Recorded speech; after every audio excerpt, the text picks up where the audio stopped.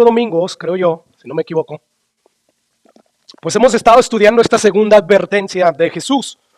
Una advertencia que tiene que ver con los falsos profetas y que es un tema muy crucial, no solamente porque es Jesús quien nos advierte, sino porque estamos viviendo los últimos tiempos. Y la Biblia nos advierte que en los últimos tiempos se multiplicarían los falsos profetas. Así que por ende este es un tema muy relevante, muy crucial para nosotros los cristianos. Y hemos visto hasta ahora en primer lugar la definición de un falso profeta. Jesús nos dice que vienen a nosotros en el nombre de Dios, o sea, diciendo somos profetas de Dios, pero hablan falsedades. En segundo lugar vimos también las artimañas que el falso profeta emplea o usa para engañar. O sea, estos falsos profetas no se presentan delante de nosotros con una tarjeta donde dice falso profeta, yo enseño herejías, no. Ellos vienen afirmando que son siervos de Dios. Y por eso es que Jesús dice, vienen a ustedes vestidos como oveja, pero por dentro son lobos rapaces. En tercer lugar, vimos el retrato doctrinal de los falsos profetas. Y como les decía al inicio, el día de hoy vamos a empezar a considerar, en cuarto lugar, el desenmascaramiento de los falsos profetas. O sea, cómo detectamos, cómo desenmascaramos, cómo desvestimos a los falsos profetas. Bueno, vamos una vez más ahí a Mateo capítulo 7, 16. Yo te voy a proyectar el versículo 20. Pero escucha lo que ya leímos, pero que vale la pena volverlo a leer. Dice Jesús, por sus frutos los conoceréis. ¿Acaso se recogen uvas de los espinos o higos de los abrojos? Así todo buen árbol da buen fruto, pero el árbol malo da frutos malos. No puede el buen árbol dar malos frutos, ni el árbol malo dar frutos buenos. Y dice Jesús, todo árbol que no da buen fruto es cortado y echado en el fuego. Versículo 20, donde quiero llegar. Así que por sus frutos, ¿qué dice allí? Los vamos a conocer, ¿verdad? Bueno, hay tres verdades esenciales necesarias que podemos extraer de estos versículos que acabamos de leer. El día de hoy vamos a ver dos de esas verdades y Dios mediante estaremos viendo la tercera verdad la próxima semana. Pero la primera verdad, que es muy esencial, muy necesaria que nosotros sepamos, es que es posible, según Jesús, identificar, detectar a los falsos profetas. Ahí dice en el versículo 10, como leíamos, ¿verdad? Por sus frutos los van a conocer. Aquí Jesús está afirmando de manera clara que es posible detectar quién es y quién no es un falso profeta. Y esto, según Jesús, a pesar de la sagacidad, de la astucia que estos hombres a la hora de enseñar muestran. O sea, vienen a nosotros, dice Jesús, con vestidos de oveja. O sea, ahí lo peligroso. No es fácil detectarlos cuando tú no tienes discernimiento. Que el discernimiento, como vamos a ver, se obtiene precisamente de la verdad que Dios revela a lo largo y ancho de la palabra de Dios. Dice en la Biblia que hay caminos que a los hombres les parecen derechos, correctos, ¿verdad? Donde dicen ellos, no, es que esta es la verdad y esta es mi verdad y con esta verdad yo voy a morir. Pero dice ese proverbio que al final de cuentas ese camino que le pareció correcto al hombre termina en muerte, termina en destrucción. Así que es importante que nosotros adquiramos discernimiento a través de la palabra de Dios. Es el único lugar donde tú puedes obtener discernimiento, que discernimiento no es otra cosa que poder distinguir entre lo que es de Dios y lo que no es de Dios, entre lo bueno y lo malo, entre lo correcto y lo falso. Entonces es muy importante eso. Y bueno, Jesús nos dice, es posible reconocer, detectar quién es un falso profeta. Por sus frutos, dice Jesús, los van a conocer. Ahora, hay dos graves errores, hermanos, que podemos cometer a la hora de querer detectar a un falso profeta, a la hora de traer juicio, que yo creo que debemos de evitar. Número uno, no se alcanza a ver, pero es pretender que podemos señalar sin equivocarnos infaliblemente quién es y quién no es un falso profeta. Ese es un error gravísimo. O sea, hay gente que ellas creen que inefablemente están diciendo de ciertos hombres que son falsos. Y esto es lo que yo creo, y como no creen en lo que yo creo, yo asumo y concluyo que son falsos profetas. Bueno, eso es un grave error que tenemos que evitar. Y bueno, el otro error, pues está al otro extremo, que es asumir la posición de que es difícil detectarlos, pastor, porque nosotros pues no somos Dios. Por lo tanto, no podemos nosotros juzgar a las personas. Hay que dejar que Dios juzgue a las personas. O sea, asumen esa posición de que es imposible detectar a un falso profeta. Y bueno, nosotros tenemos que tener cuidado de no estar en ninguno de esos dos extremos, sino estar en el balance que la Biblia nos dice que debemos de estar. O sea, algunas personas dicen, como ya dije, no debemos de juzgar a los demás. Porque acuérdense, pastor, escrito está, no juzguéis para que no seas juzgado. Y bueno, si un individuo viene a mí, pastor, y me dice que es cristiano y trae la Biblia en la mano, pues ¿quién soy yo para decir que es un falso profeta? O sea, a mí no me corresponde. Yo no tengo esa capacidad para juzgar. Así es que ese es un extremo, ese extremo de que uno decide no evaluar nada, no examinar nada. O sea, yo no me meto en ese problemas a menos que abiertamente este individuo que dice que es predicador esté diciendo cosas antibíblicas, cosas heréticas, como que la Biblia no es inspirada por Dios, o como que simplemente Dios no es una trinidad, de que simplemente Jesús tuvo pecado. Entonces yo sí puedo decir que es un falso profeta. Bueno, no lleguemos a ese extremo, porque entonces nosotros podemos estar fallando en cumplir lo que Jesús nos dice. ¿Qué es lo que Jesús nos pide? Guardaos, ¿de quiénes? De los falsos maestros. Y Jesús nos está diciendo, es posible detectarlos, por sus frutos los van a conocer. Entonces este tipo de personas pues piensan que no debemos de juzgar, a menos que lo que la persona está diciendo es claramente herético. Y bueno, yo creo que lo siguiente que voy a decir, voy a sonar un poco raro, absurdo, pero yo me atrevo a decir, por lo que dice la Biblia, que hay algunos falsos profetas que ni siquiera lo saben. De hecho, ni siquiera ellos voluntariamente quieren ser falsos profetas. Pero con toda sinceridad, estas personas, por ignorar todo el consejo de la palabra de Dios, están proclamando falsedades. Falsedades que ellos piensan que son verdades. Sin embargo, la sinceridad con lo que lo hacen, hermanos, no elimina el hecho de que están esparciendo falsedades. Y bueno, tenemos que recordar que la autoridad final para nosotros los cristianos es la palabra de Dios. Es la autoridad de Dios que se revela a través de todas las escrituras. Entonces podemos decir, hermano, que nosotros como pastores tenemos autoridad para enseñar lo que dice la Biblia. Pero tan pronto nos apartamos de lo que dice la Biblia, nosotros los predicadores y pastores, o sea, nos apartamos de la doctrina apostólica que vemos ahí en la Biblia y del evangelio bíblico, entonces, no importa quién seas, pierdes toda autoridad bíblica. ¿Qué quiere decir esto, hermanos? Bueno, que no es simplemente, hermanos, que al ver que nos estamos apartando de la autoridad bíblica, que nosotros no debemos de escuchar a estos predicadores. No. Nosotros, hermanos, tenemos que también tratar de hacer que estos predicadores dejen de predicar en una iglesia que es bíblica. O sea, no se trata solamente de decir, yo dejo de escuchar a este predicador porque está predicando falsedades. No, nosotros tenemos que parar el error en cuanto a lo que está a nuestro alcance, a nuestra capacidad. Por lo tanto, hermanos, tenemos que empezar a aprender más Biblia para entonces poder hacer lo que la Biblia nos dice que hagamos. Porque en el momento en que tú te quedas con una ignorancia bíblica, pues no vas a tener ese discernimiento que se requiere para poder tú ejercer y obedecer lo que la Biblia te pide a la hora de detectar falsos maestros. Así es que yo me atrevo a decir, hermanos, que hay muchos ministros que aunque sinceramente están predicando, ellos están predicando por ignorancia, porque son ingenuos, porque no han alcanzado una madurez, porque son negligentes, están predicando falsedades y ellos no lo saben. Sin embargo, se convierten en falsos maestros, porque según Dios, un falso maestro es aquel que predica verdades en el nombre de Dios, pero que no son verdades que corresponden a las verdades que ya Dios nos dio a través de la Biblia. Entonces hay muchas personas, como yo al inicio, predicaba ciertas verdades que eran para mí, que años después, al exponerme a la palabra de Dios, me di cuenta que no eran verdades que Dios respaldaba.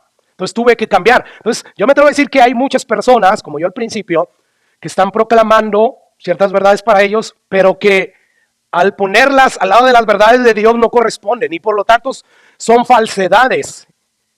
Y sin creerlo y sin saberlo, se convierten en falsos maestros. Ahora hay otros que con alevosía, con ventaja y además por lucro se vuelven gustosamente falsos maestros. Y por lo tanto no podemos ser tan ingenuos en pensar de que el falso profeta va a venir a nosotros proclamando una herejía, el error, de manera abierta y clara. No, el apóstol Pablo nos dice en su segunda carta que los falsos maestros van a introducir encubiertamente herejías destructoras, es lo que dice el apóstol Pedro. Escucha lo que dice ahí, pero hubo también falsos profetas en el pueblo, como habrá entre vosotros falsos maestros que van a introducir, ¿qué? Encubiertamente, no abiertamente, pero sí encubiertamente herejías, y van a ser herejías destructoras. Ahora, Jesús nos va a enseñar el pasaje de Mateo 7, que leímos al principio, que a pesar de la actividad de los falsos profetas, de sus enseñanzas, que son encubiertas y son sutiles, aún así nosotros podemos mirar más allá de esas sutilezas y descubrir el engaño. Una vez más, por sus frutos los van a poder reconocer si son o no son falsos profetas. Así que no debemos de asumir, hermano, la posición del hombre ingenuo, cándido, que se cree todo, o que dice, no, yo no voy a evaluar nada, no, yo no voy a juzgar para no ser juzgado. O sea, pero por el otro lado, tampoco, hermano, podemos asumir esa postura donde yo soy infalible, donde mi evaluación es la correcta y no hay error en ella. No, tenemos nosotros que encontrar ese balance que nos da la Biblia, porque este otro tipo de personas, pues ellos creen que tienen la capacidad de determinar con 100% de certeza y sin equivocación que una persona o es falso profeta o es un profeta verdadero. Y bueno, este tipo de personas se pasan colocando a los predicadores en su lista negra solamente porque no creen exactamente como ellos, y tal predicador es un falso profeta. Fulano de tal es un verdadero profeta. O sea, estas personas ponen en su lista negra, como les decía hace un momento, aquellos que no creen como ellos. Y bueno, llega un momento en que ellos simplemente empiezan a evaluar o a traer juicio con estas personas, simplemente basado en lo que ellos creen, en lo que ellos ven, en lo que otros dicen, y no basada en una evaluación concienzuda, objetiva, donde los va a llevar realmente o a probar a estos hombres o simplemente a condenarlos. Y tenemos que tener cuidado. Por ejemplo, en el pasado yo oía a una persona que decía, este hombre, este predicador, Paul Washer, es un reformado y por lo tanto es un falso profeta. Y bueno, este otro hombre es un verdadero profeta. ¿Por qué? Porque este sí habla de visiones, sí habla de sueños, sí habla de que Dios le dijo. Y bueno, estas personas no aceptan ningún tipo de exhortación, de que se aseguren que lo que ellos están afirmando y sobre todo publicando en las redes sociales, pues sea cierto. Entonces tenemos este tipo de personas que son muy dadas a decir, aquí está mi evaluación y no tengo temor a equivocarme. Estas personas son falsas. Y sin haber hecho una evaluación, como decía, concienzuda, objetiva, usando la palabra de Dios. Y bueno, por el otro lado, pues tenemos a esas personas cándidas, simples, humildes, que bueno, pastor, pues yo mejor se lo dejo a Dios. Y bueno, Dios, como vamos a ver ahorita, va a ser responsable a cada uno de aquellos que somos miembros de una iglesia de estas cosas. Tenemos la responsabilidad de cuidarnos, pero también de detectar a los falsos profetas para entonces a no permitir que los que van empezando sean embaucados por la falsedad de estos falsos profetas. Por lo tanto, hermano, debemos de evitar tanto el extremo de aquel que cree que no se debe juzgar nada, como el extremo de aquel que cree poseer la capacidad de juzgarlo todo con un juicio infalible. Ahora, después de haber visto estos graves errores con respecto al desvestimiento de los falsos profetas, pues vamos a pasar a la segunda verdad esencial que cada uno de nosotros debe saber. Y es esta, es que es responsabilidad, hermanos, de desenmascarar a los falsos profetas, tanto del hermano más reciente en los caminos del Señor, como quienes, como el pastor, como el liderazgo. O sea, esta segunda enseñanza que aprendemos de este texto es que no solo es posible desenmascarar a los falsos profetas, sino también este pasaje nos enseña que es nuestra responsabilidad individual y no únicamente de liderazgo en la iglesia, que detectar a los falsos profetas, desenmascararlos. Así que toda la iglesia, con cada uno de sus miembros, está llamado a cuidarse, sí, pero también a desenmascarar a los falsos profetas. Vamos a ver una vez más cómo Jesús, pues él enfatiza este hecho de que hay una responsabilidad personal e individual envuelto en todo esto. Así que vamos a volver una vez más a Mateo 7, versículo 20. Vamos a ver qué es lo que dice ahí Jesús. ¿Qué dice ahí Jesús, hermanos? Así que por sus frutos Y ahí está sobreentendido el pronombre ustedes o vosotros. Así que por sus frutos, vosotros o ustedes, ¿quiénes? Lo van a ¿qué? A conocer vosotros. Esto es importante, hermanos. ¿Por qué? Porque ahí literalmente está ese pronombre personal, vosotros o ustedes. Y se sobreentiende de manera implícita que por sus frutos ustedes los van a conocer. Ahora bien, ¿quiénes son esos ustedes o vosotros? ¿Quiénes son los que van a reconocer a los falsos profetas a pesar de su disfraz? ¿Acaso solamente son los pastores o los líderes de las iglesias? Bueno, vamos a ver el contexto en que Jesús está diciendo esto. Vamos a volver al versículo 13 de Mateo 7. ¿Qué fue lo que dijo Jesús después de terminar su sermón? Entrad. ¿Cuál es el pronombre ahí implícito?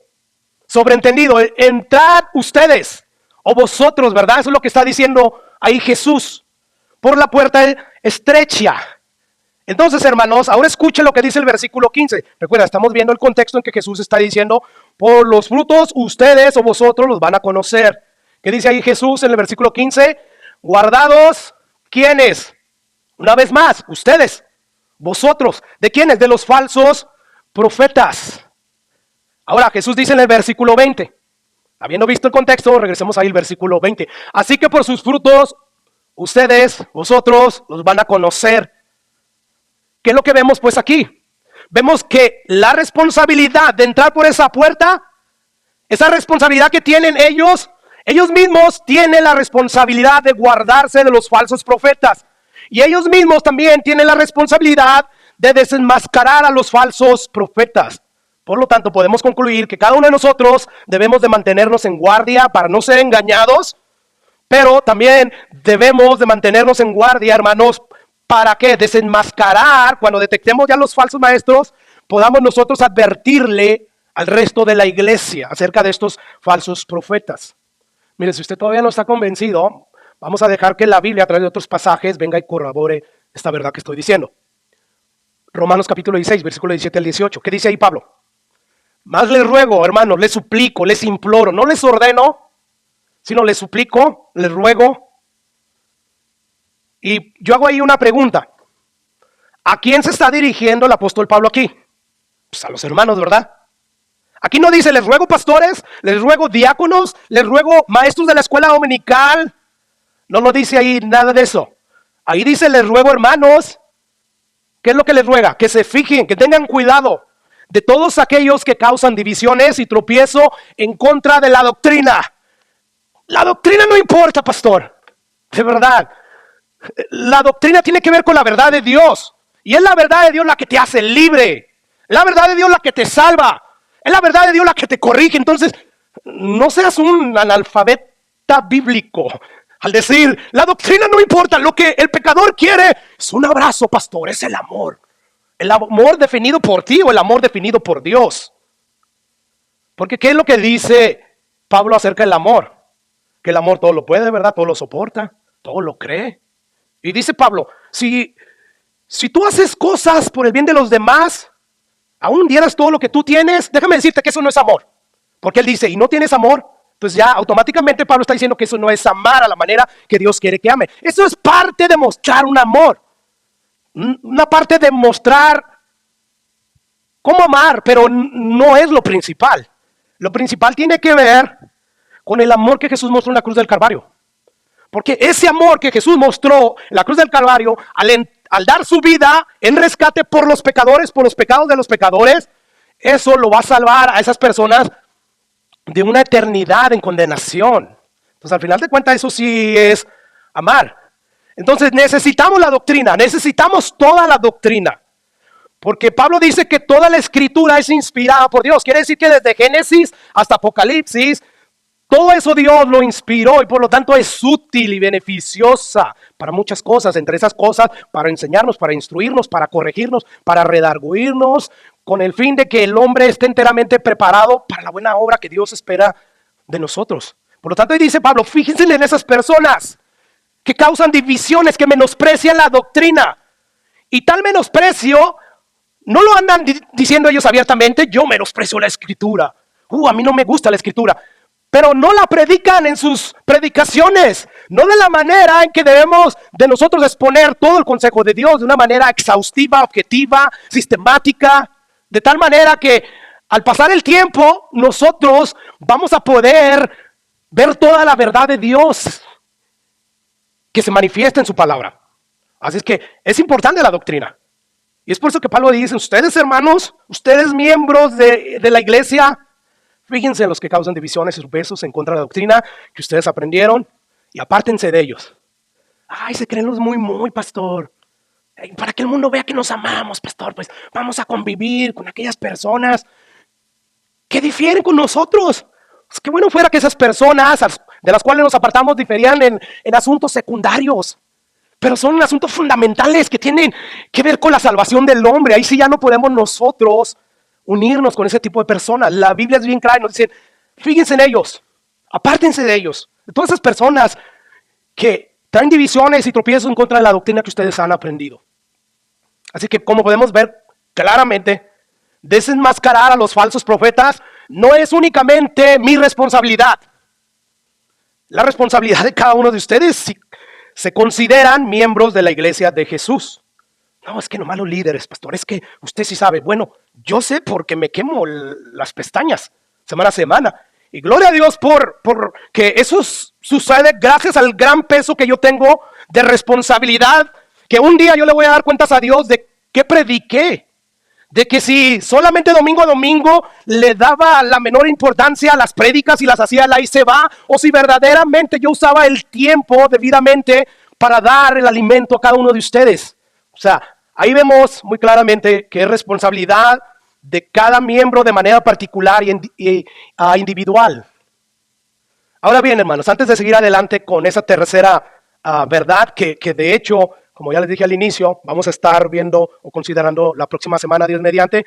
Bueno, yo quiero terminar este punto trayendo 3 aplicaciones prácticas, pues que se desprenden de este punto, que es nuestra responsabilidad como miembros de la iglesia de Jesús, desvestir, desenmascarar a los falsos profetas. Y en primer lugar, la primera aplicación muy práctica, hermanos, que podemos extraer de aquí, es que si verdaderamente es nuestra responsabilidad de mantenernos en guardia contra los falsos profetas, entonces también es nuestra responsabilidad dedicarnos con empeño. ¿A qué, hermanos? A conocer las Sagradas Escrituras, a profundizar en las Sagradas Escrituras. O sea, ¿cómo podemos nosotros discernir la verdad del error si desconocemos las Escrituras? Porque como ya sabemos, y como dije anteriormente, la única manera en que podemos guardarnos de los falsos profetas y que podemos nosotros adquirir discernimiento es a través de las Escrituras. O sea, si tú no quieres que te den, como dicen por ahí, gato por liebre, ten cuidado, aprende Biblia. Y a lo mejor te van a decir, este pastor qué fundamentalista y qué sentencioso y se cree mucho. No importa que te juzguen de esa manera. A Jesús también lo juzgaron, al apóstol Pablo y todos los apóstoles. ¿Por qué? Por proclamar siempre la palabra de Dios. Y la palabra de Dios, cuando tú la proclamas, inclusive sin quererlo, expone el error. Expone el error. O sea, por sí sola, la palabra de Dios es viva y es eficaz. Tú no la haces viva, tú no la vivificas, tú no la haces eficaz, ella por sí sola. Tú solamente la proclamas y al haber error en los corazones, ¡fum!, vienes y confrontas el error con la verdad de Dios. Entonces, hermanos, la primera aplicación de esta verdad es que tenemos que dedicarnos con ahínco, con empeño a conocer las Sagradas Escrituras. Escucha lo que dice Hechos capítulo 17, versículo 10. Dice ahí, inmediatamente los hermanos enviaron de noche a Pablo y a Silas hasta Berea. Y ellos, habiendo llegado, entraron a las sinagogas de los judíos. Llegaron al lugar donde se reunían a estudiar la palabra de Dios. Escucha lo que dice el versículo 11. Y estos, o sea, los ciudadanos de Berea, donde llegaron a Pablo y Silas, eran más nobles, más estudiados, más distinguidos que los que estaban en Tesalónica, pues recibieron la palabra con toda solicitud. Yo espero que aquí ustedes estén recibiendo la palabra de Dios, no mi sermón, la palabra de Dios con solicitud. Yo quiero escucharla, yo quiero atesorar la palabra de Dios. Y bueno, la recibieron así, quizás como la mayoría de ustedes la está recibiendo. ¿Y qué hicieron? Escudriñaban cada día, no cada semana, no cada mes, no cada año, cada día. Y recuerda, a esto le plació al Espíritu de Dios ponerlo ahí porque es importante. Yo sé que en los días de esta modernidad de la iglesia, ya no se enfatiza mucho en lo importante que es exponernos cada día a las escrituras. O sea, y no hay que ser un fariseo religioso, pastor. Bueno, no se requiere ser todo eso cuando tú estás viendo que la palabra es bien clara. Estas personas escudriñaban cada día las escrituras para ver si todo lo que Pablo y Silas estaban predicando era correspondido con la palabra de Dios. Eso es importante. Entonces, yo veo que estos hermanos de Berea cuidaban sus almas con esmero, con ahínco. Cada día ellos se esforzaban, porque requiere esforzarse, requiere negarse a ti mismo, requiere hacer a un lado lo que tú quieres hacer en ese momento, como cosas para entretenerte, para tranquilizarte, qué sé yo. O sea, se requiere esmero, esfuerzo, para hacer a un lado todo aquello que se interpone al estudio cuidadoso de la palabra de Dios. Y bueno, este verbo que aparece ahí en español, escudriñaban, es el verbo griego anacrino. Y bueno, este verbo, según el tumbaburro griego que estuve viendo en esta mañana, este es un verbo que se usaba para referirse a las investigaciones judiciales que se hacían con mucho cuidado. O sea, a la hora de interrogar a alguien para llevar a cabo un proceso judicial, pues usaban este verbo anacrino, escudriñaban. Es necesario averiguar cuál es la verdad, haciendo preguntas, yendo aquí y allá, esforzándote. Bueno, todo esto nos indica, hermanos, que es responsabilidad de cada uno de nosotros desarrollar el buen hábito de escudriñar las escrituras. Tú tienes que desarrollar el buen hábito. Y vaya que hoy como nunca antes hay muchas herramientas que podemos usar. Tienes que ser intencional a la hora de querer desarrollar este buen hábito de escudriñar las escrituras. Si tú quieres adquirir discernimiento que te va a ayudar para poder detectar con facilidad a los falsos maestros. O sea, si tú quieres, de hecho tú puedes decir, gracias Tony, tú puedes decir, bueno, yo ya tengo cierto discernimiento. Tú puedes agudizarlo.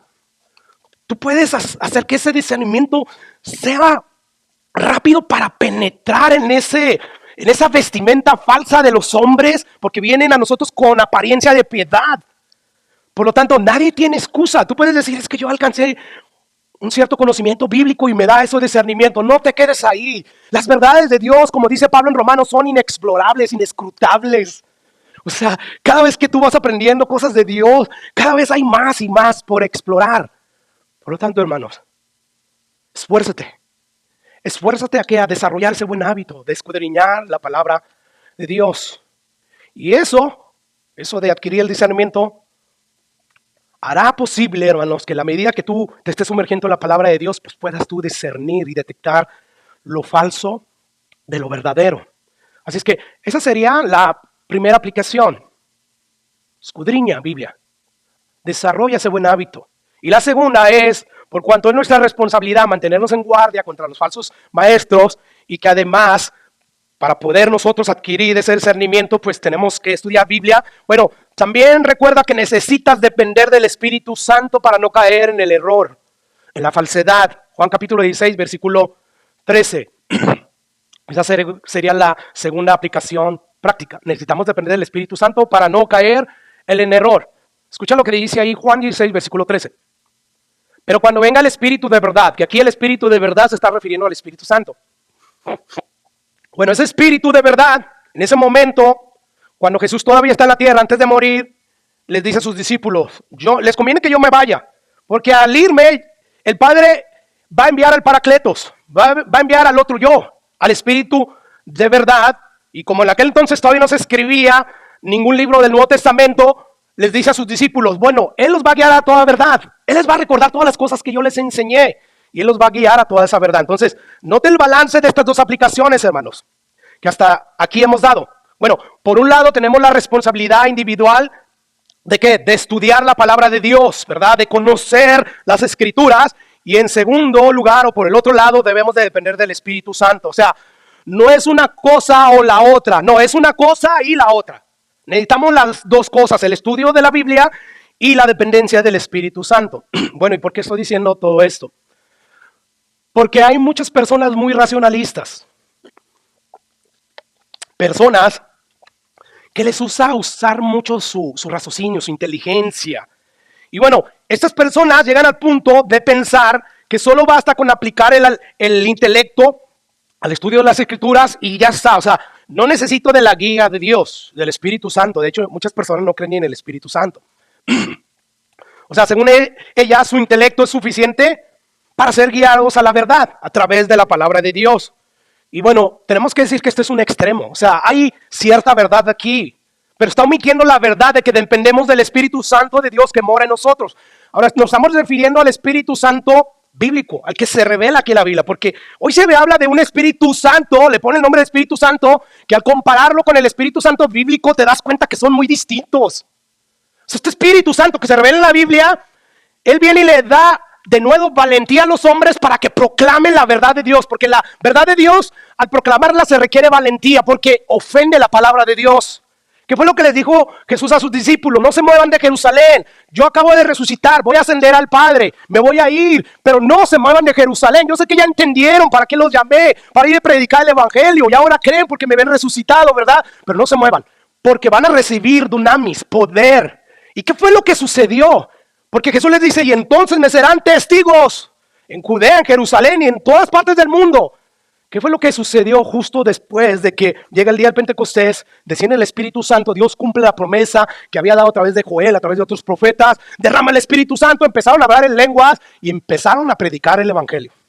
Ya no tuvieron miedo de los principales judíos, de los religiosos que se les decían, si ustedes no paran de hablar estas cosas, los vamos a matar como Jesús. Quizás no lo dijeron con esas palabras, pero era lo mismo.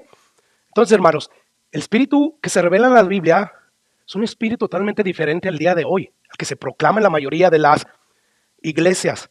Entonces, hay un balance. Necesitamos las Escrituras, pero necesitamos depender también de ese Espíritu Santo. O sea, tienes que conocer a profundidad las Escrituras, pero sobre todo tienes que depender del Espíritu Santo. Necesitamos tanto una cosa como la otra. No importa si tú dices, pero es que yo con la Biblia la hago y es todo lo que necesito. No, hermanos, ese es un extremo. Ahora, hay otro extremo. ¿Cuál es ese otro extremo?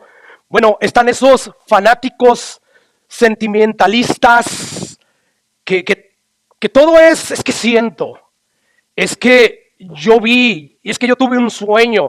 O sea, estas personas, ¿en qué es en lo que piensan cuando se habla del Espíritu Santo? En esa voz interna que yo siento. O sea, lo que yo siento, yo atribuyo ese sentimiento al Espíritu Santo.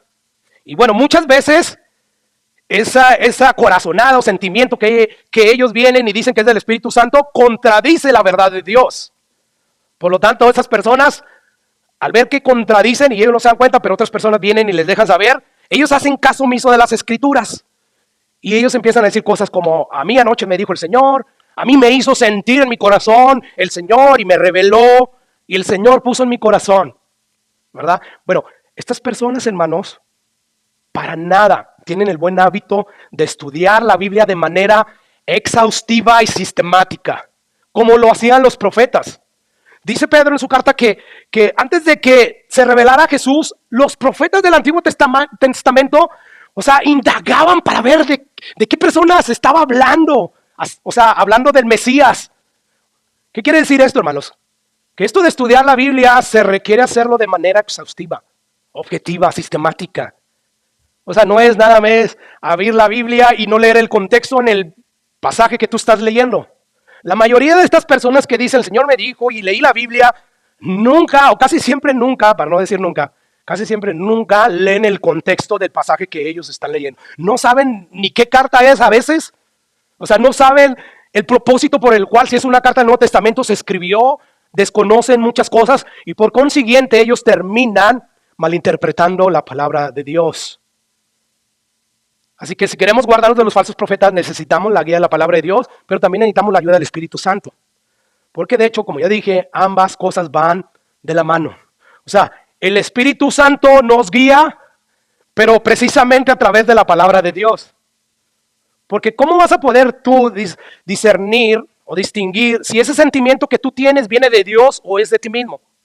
Viene del Espíritu Santo, que si es cristiano, mora en ti. O sea, viene de Él y no de ti, si no sabes la palabra de Dios.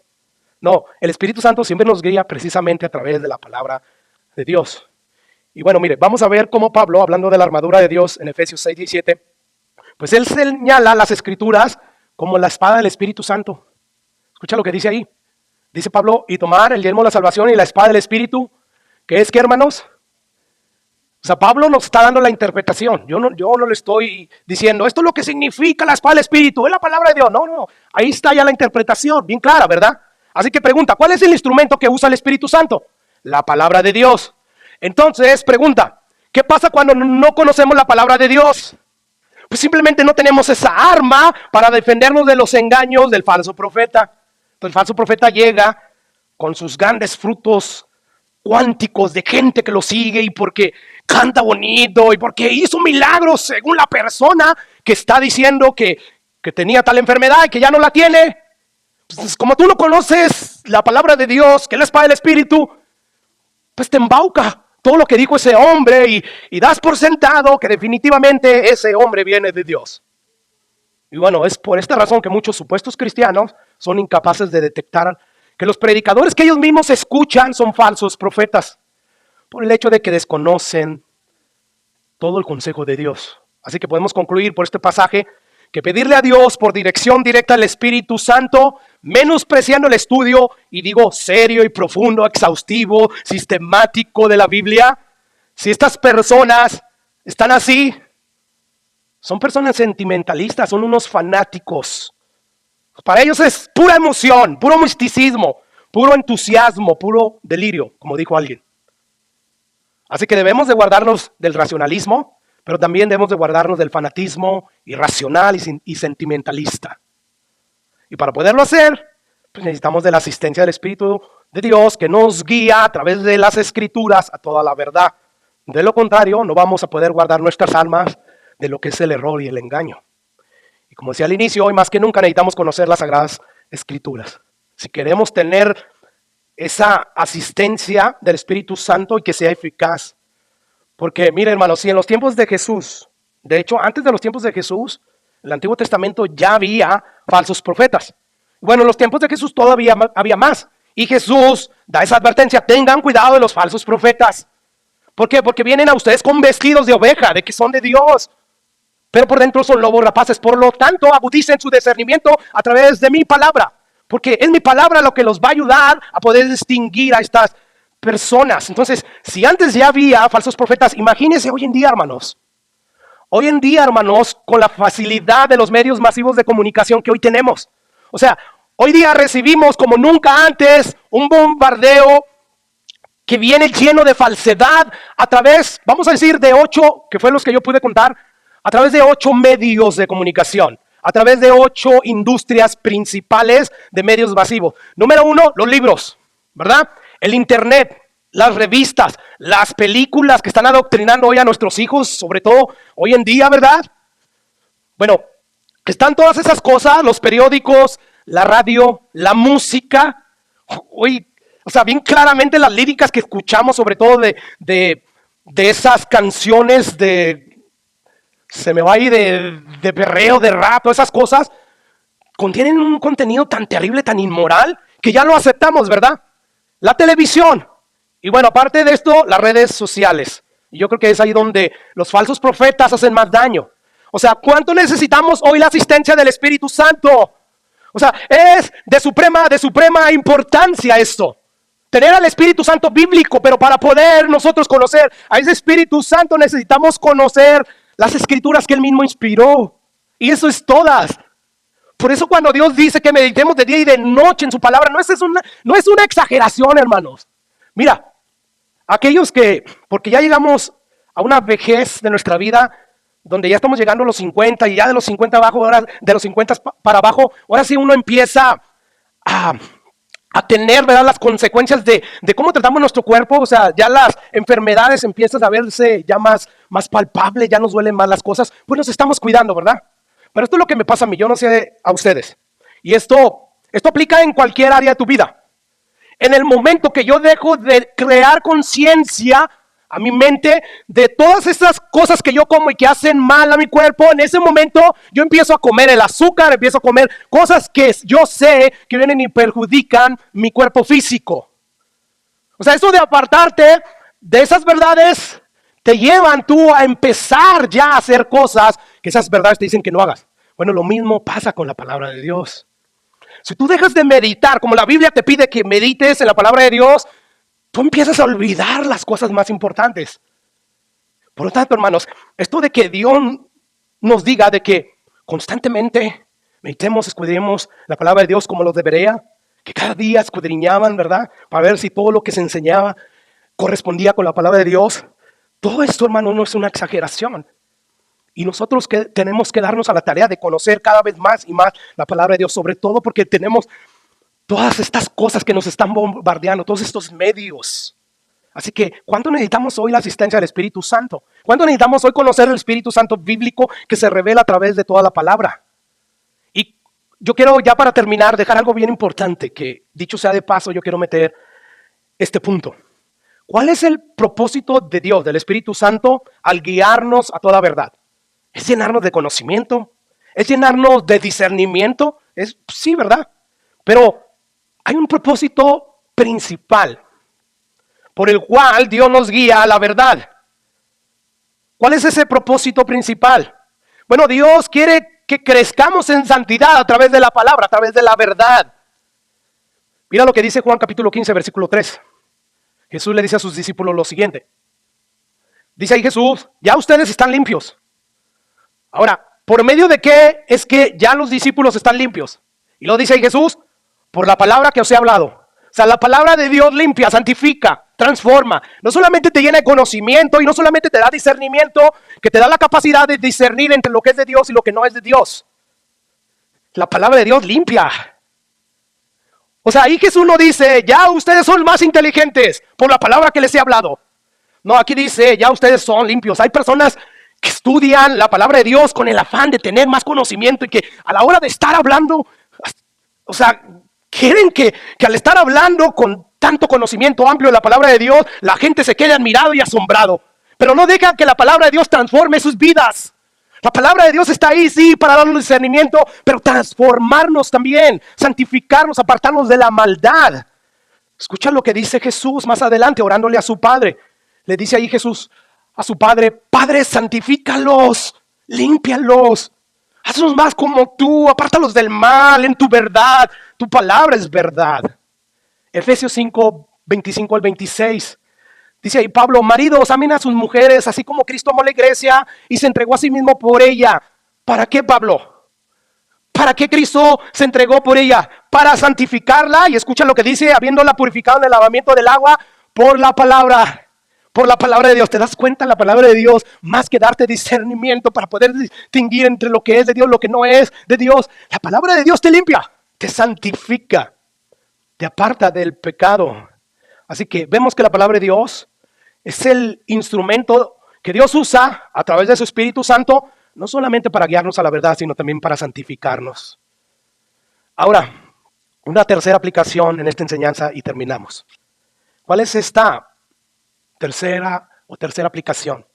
Bueno, la iglesia juega un papel de suprema importancia en la capacitación del creyente para poder desenmascarar al falso profeta. Ya hemos dicho que necesitamos desarrollar nuestro discernimiento para poder ser capaces de distinguir la verdad del error. Pero yo levanto una pregunta. ¿Cómo vamos a desarrollar este discernimiento?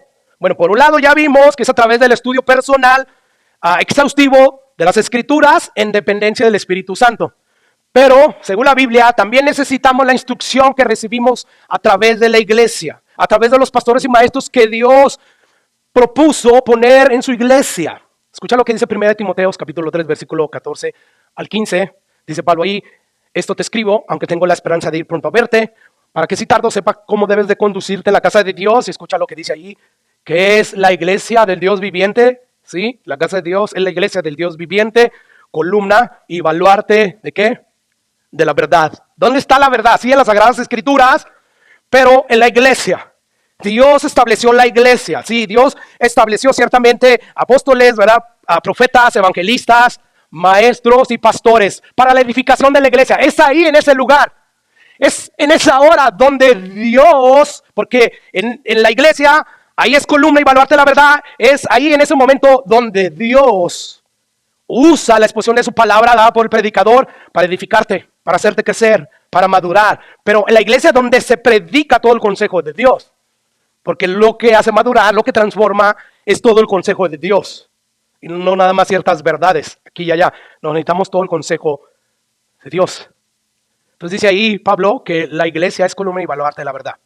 Bueno, este texto a mí me describe claramente cuál es la función básica y esencial de la iglesia. ¿Qué dice Pablo ahí? Pablo dice que la iglesia es columna y baluarte de la verdad. Es decir, la iglesia es portadora de la verdad de Dios. Porque la iglesia valora las escrituras, enseña las escrituras. Entonces ella es portadora de la verdad. Todos sabemos que Jesucristo es la única y absoluta verdad, ¿verdad? Si para ti hay otras verdades y no crees en las verdades absolutas, sino relativas, bueno, mi Biblia me dice que Jesús es el camino, Él es la verdad y Él es la vida. Nadie viene al Padre si no es por Él. Por lo tanto, la iglesia, por ser el cuerpo de Cristo, o sea, si bien ella no es la verdad, ella es portadora de la verdad. Así que la única verdad que nosotros tenemos está en Cristo, está en la palabra de Dios. Y hoy se puede encontrar, hermanos, esa verdad en la iglesia, porque ahí se proclama todo el consejo de Dios revelado a lo largo y ancho de las Escrituras. Aquí dice Pablo que la iglesia es columna. ¿Qué es una columna, hermanos? Una columna, pues sostiene el peso de algo, ¿verdad? Este edificio, al levantarlo, después de haber puesto los cimientos, levantamos una estructura metálica y tiene columnas. Tiene esta, tiene otra más allá, creo que cada 25 pies, este edificio de largo tiene 100 pies y cada 25 pies tiene sus columnas principales. Son las que sostienen todo el peso de esta estructura metálica. Bueno, en esta imagen podemos ver ahí, pues, un cartel, ¿verdad? Y de anuncio. Ahí tú puedes anunciar cualquier cosa. Y se pone en lo alto, o sea, que esté visible para todos lados, que todo el mundo lo vea. Esto nos enseña que una columna bien hecha, bien ubicado en el lugar apropiado, pues va a cumplir con su propósito para el cual fue creada. En este caso, ¿para qué fue creado esa estructura? Bueno, para sostener todo el peso de ese cartel, ¿verdad? Que anuncia ahí cualquier cosa. Y para mantener también el equilibrio de toda la estructura. Bueno, la iglesia, dice Pablo, inspirado por el Espíritu Santo, es columna de la verdad.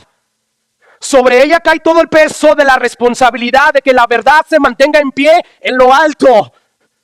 O sea, Dios nos escogió a nosotros, nos llamó a nosotros, nos salvó a nosotros para proclamar la verdad. Nosotros sostenemos la verdad como iglesia. Somos una columna. Y no solamente somos una columna, dice ahí Pablo que somos baluarte. ¿Qué es un baluarte? ¿Qué significa esto? Bueno, según lo que yo fui a investigar, es una obra fortificada que sobresale, como ven ahí, en el encuentro de dos murallas. Y se pone de dos lados que forman un ángulo, como el que está ahí, un ángulo que sobresale y que al final de cuentas une los dos muros y tiene solamente una entrada. ¿Cuál era ese propósito de esos baluartes, hermanos? Bueno, se usaba en los reinos, en los imperios del Antiguo Testamento, por ejemplo, se construían muros para proteger al reino. Y en estos muros pues estaban esos baluartes. ¿Y qué era el propósito de ese baluarte? Bueno, protegía, pero también se usaba para defenderse ahí. Bueno, entonces, ¿cómo podemos aplicar esto a la iglesia? La iglesia es un baluarte. Ahí uno vela por la verdad. Ahí uno defiende la verdad. Porque conocerán la verdad y la verdad los libertará. Tenemos que defender la verdad. Pero pastor, hay que dejárselo a Dios. Según el Dios que se revela en la Biblia, no es responsabilidad nuestra. No dejes que te engañe el corazón. Tú y yo tenemos que defender la verdad. Pero pastor, soy un cobarde. Yo lo sé, yo también soy un cobarde. Necesitamos la dependencia del Espíritu Santo. Necesitamos la llenura. Necesitamos que Él venga y nos dé valentía, nos dé denuedo. Porque solamente vamos a poder ser valientes si el Espíritu Santo obra en medio de nosotros. Pero como te puedes tú dar cuenta, nosotros sostenemos la verdad. Somos una columna que ponemos la verdad en lo alto para que todo el mundo la mire. Pero también somos un baluarte donde defendemos, protegemos la verdad. Así que la iglesia es una fortaleza edificada, dice Pedro, con piedras vivas. O sea, tú y yo somos piedras vivas.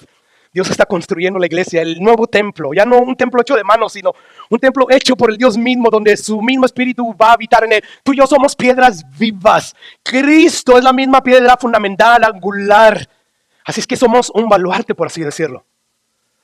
Y estamos siendo edificados sobre qué, hermano? Sobre la revelación bíblica. El Antiguo Testamento y Nuevo Testamento. La revelación apostólica. Por consiguiente, la iglesia es defensora tanto de las doctrinas de Cristo como la de sus apóstoles. Pero tristemente, ese no es el concepto que hoy muchos tienen en la iglesia. ¿Cómo se ve hoy la iglesia? en nuestros días. ¿Cómo es que vemos a la iglesia? Bueno, la vemos como un lugar en que se desarrollan múltiples actividades sociales y de beneficencias, porque eso es amor, pastor. La iglesia bautista, que ya no es la primera iglesia bautista de Guayli, le cambiaron el nombre, le cambiaron hasta su fachada convencional por una fachada más moderna, más atractiva. Hoy le llaman, creo que The Cross. Como yo trabajo en esa comunidad de trailers, a muchas personas necesitadas. ¿Y sabes cómo ven las personas con las cuales he tenido contacto?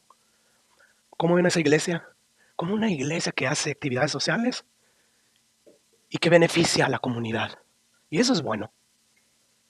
Pero si no la ven como columna y baluarte, la verdad, wow, la iglesia no está cumpliendo su propósito. Aquí Pablo nos dice claramente que la iglesia es columna y baluarte de la verdad. No es columna y baluarte de las actividades sociales de los cristianos. ¿Y por qué sí? Pablo no dice eso. ¿Por qué es que hoy ven muchas iglesias que sí es columna y baluarte de actividades sociales? Bueno, otros ven a la iglesia como un lugar donde venimos a experimentar cosas espirituales, a experimentar emociones. Toque, pastor, cuando levanto mis manos, mis cargas se van, nuevas fuerzas tú me das. Entonces ven a la iglesia como que vine a experimentar algo de Dios. Y el estudio serio de la palabra de Dios, nada. Abren su predicación con un versículo y terminan con una diarrea verbal de filosofía humana, de cosas que aunque son importantes, no es lo más importante a la luz de la verdad de Dios. O sea, pastor, yo quiero testificar que en un culto antes, pastor, estaba ahí cuando se empezó a cantar, Dios está aquí, tan cierto como el aire que respiro, y eso es verdad, lo podemos cantar, sin llegar al fanatismo. De repente sentí un fuego en mi corazón y me hizo estremecerme y caí, pastor, ahí derramando lágrimas mi corazón. Bueno, aquí Pablo no dice que la iglesia es columna y baluarte de las experiencias espirituales y místicas. Ahora, otros ven a la iglesia como un lugar donde venimos a dar nuestros testimonios de nuestras experiencias. Experiencias que entre más espirituales y místicas sean mejor, pastor, porque eso llama la atención. Y yo recuerdo que un día, ayunando todo el día, estuve orando delante de la presencia de Dios. Y Dios me dio una visión y todos estamos, ¿verdad? Bueno, ahí Pablo no dice, hermanos, que la iglesia es columna y baluarte de los testimonios místicos y espirituales de nadie. Yo morí, estaba ahí en cuidados intensivos y fui llevado por un ángel y me llevaron al cielo y vi el trono de Dios y después otro ángel vino y me llevó al infierno. Y ahí estamos llenando la hora que merece la palabra de Dios, llenándolas de testimonios místicos. Bueno, ahí claramente la Biblia no dice que la iglesia es columna y baluarte de nada de esto. Es columna y baluarte de la verdad. Así que como podemos ver, la iglesia es un instrumento de proclamación y defensa de la verdad de Dios. Es por eso que en Hechos capítulo 2, hablando Lucas, quien escribió Hechos, por lo menos se cree que fue él, hablando de la primera iglesia, de aquellos primeros convertidos, en ese poderoso sermón del apóstol Pablo, donde, por cierto, 3,000 almas vinieron a Cristo, fueron añadidos a la iglesia, que como ya dije, vimos, la iglesia es casa de Dios y columna y baluarte de la verdad. Bueno, escucha lo que dice el versículo 42 acerca de esta comunidad nueva de creyentes. Dice ahí, y perseveraban. Dios nos ayude a perseverar hasta el final en las doctrinas, aunque esto no venda, aunque esto a muchos los aburra, aunque a muchos no tengan interés por las doctrinas que vemos en las escrituras. Pero ahí la iglesia primitiva perseveraban en las doctrinas de los apóstoles, en la comunión los unos con otros, el partimiento del pan y las oraciones. Pero todo eso de perseverar, hermanos, en la comunión, el partimiento del pan y las oraciones, era alrededor de qué, hermanos? De la doctrina. Así que la iglesia es el lugar donde la verdad de Dios es difundida, es proclamada y aplicada a la vida de nosotros. Pregunta, ¿cómo puede una iglesia caminar hacia la madurez? ¿Cómo? Bueno, Pablo nos da la respuesta en Efesios capítulo 14, versículo, o mejor dicho, capítulo 4, versículo 14 y 15. Dice Pablo ahí, y él mismo constituyó unos apóstoles, profetas, evangelistas, a otros pastores y maestros. Ahora, ¿con qué propósito, Pablo? A fin de perfeccionar a los santos para la obra del ministerio, para la edificación del cuerpo de Cristo, hasta que todos lleguemos a la unidad de la fe y el conocimiento del Hijo de Dios, a un varón perfecto, a la medida de la estatura de la plenitud de Cristo, ¿Para qué? Bueno, sigue diciendo Pablo, ahí te lo proyecto, para que ya no seamos niños fluctuantes. Hoy te encuentras creyendo ciertas verdades y luego al otro día ya estás abrazando otras cosas. ¿Pero por qué estás ahí? Porque no te sometes a la estructura que Dios puso ahí. ¿Tenemos a los apóstoles? ¿Al apóstol Juan, al apóstol César, al apóstol Tony? No. Tenemos apóstoles aquí en esta iglesia. ¿Quiénes son? Los de la Biblia. Apóstol Pedro, apóstol Pablo. No como hoy en día el apóstol fulano de tal. Ya no hay apóstoles, hermano. Tenemos a los apóstoles. Tenemos los profetas del Antiguo Testamento. Tenemos evangelistas. Tenemos pastores y maestros. ¿Y para qué están ahí? ¿Para qué Dios los constituyó? Ahí dice, a fin de perfeccionar a los santos. Cuando exponemos aquí la palabra de Dios, Dios la usa para perfeccionarte a ti.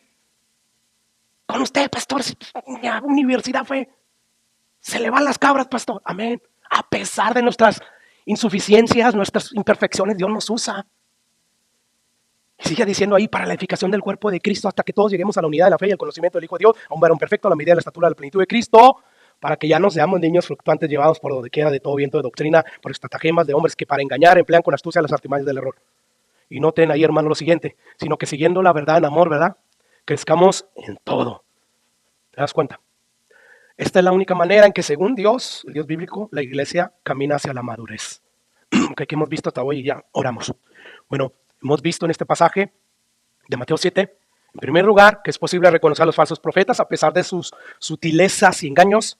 En segundo lugar, hemos visto la responsabilidad que cada uno de nosotros tenemos de desarrollar el discernimiento para guardarnos de los falsos profetas.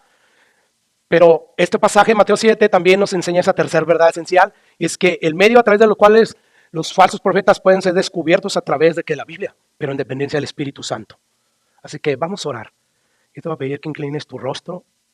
Hoy toca Santa Cena, pero vamos a orar, cantamos y participamos de la Santa Cena. Padre precioso, gracias